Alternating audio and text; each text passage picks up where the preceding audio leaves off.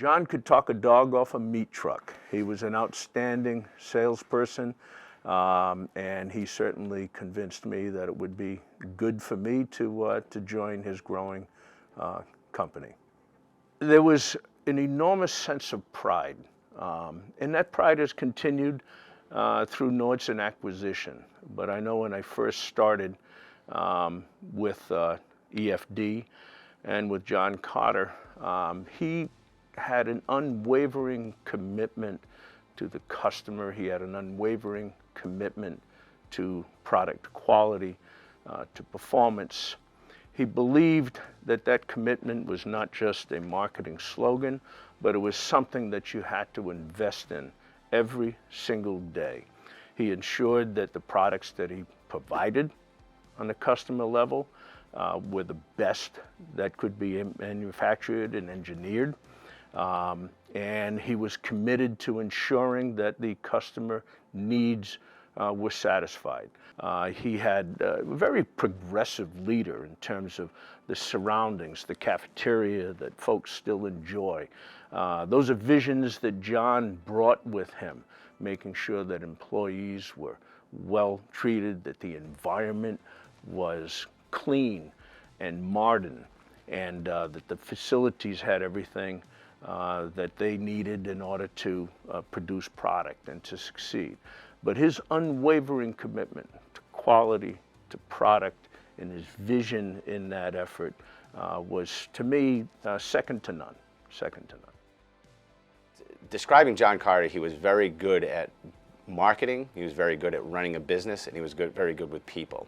He had a strong personality, but at the end of the day, he was always that father figure, like, you did a great job today, you know, let's move on to tomorrow, even if that day was probably not a very good day for you. But he always had the perspective of, if you are honest with me, I will help you in every aspect of your job. So he was that, you know, maybe that scary figure, but in the end, he was always a smart businessman and a very good person. I see us going back to the roots when we were founded. This company was founded by somebody who was very innovative, and we want to bring that culture back, and we want to be that company that's constantly innovating in 10 years.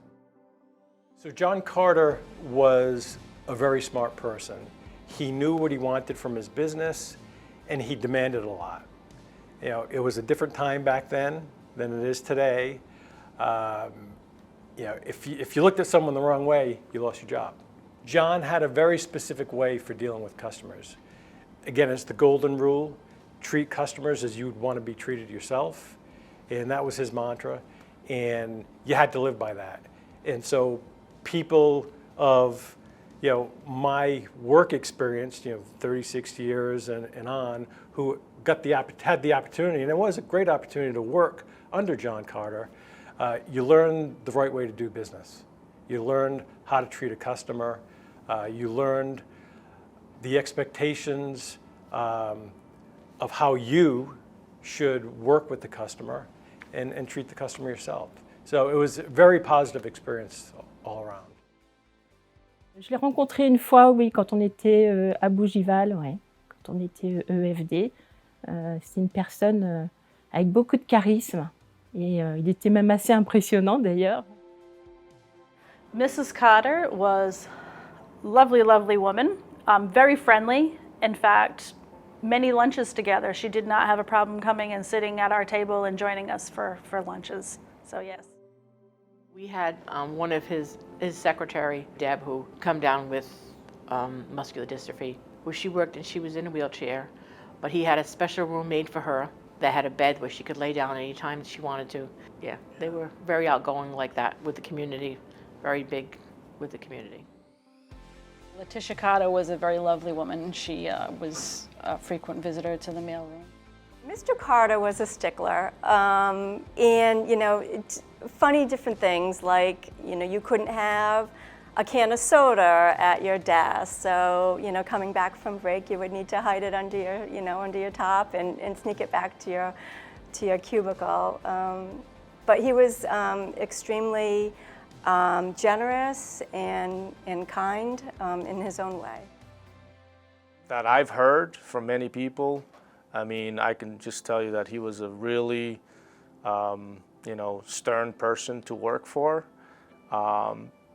He truly believed in taking care of every customer. And he was in the belief that if a customer called in today and wanted 100 dispensers tomorrow, he would be able to get it.